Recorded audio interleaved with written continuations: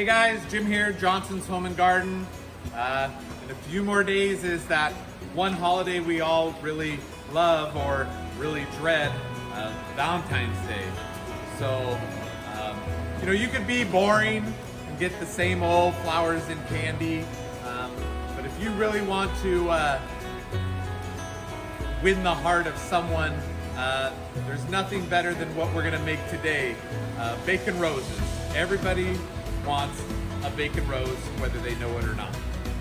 Okay, to make a bacon rose, the first step is bacon. You need bacon, the most important ingredient of every breakfast, barbecue, burger, but today it will be the most important part of this year's Valentine's Day. When you purchase the bacon, you want to get extra thick. The thinner stuff makes a pretty small rose. So you got extra thick, and you also want to make sure you have a pretty good meat content across the entire part, and it's not just a very fatty piece of bacon. You're gonna roll it nice and tight.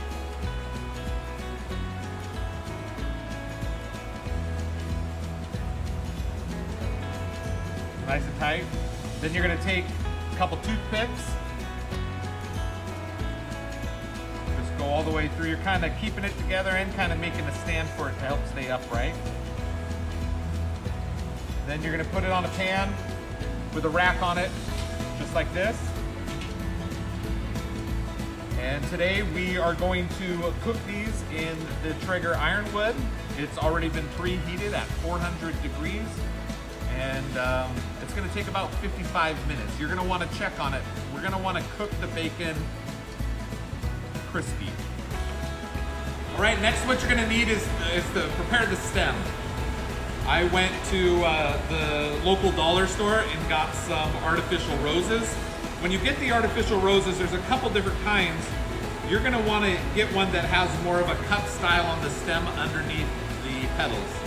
So really what you do then is just you're gonna carefully kind of take it apart.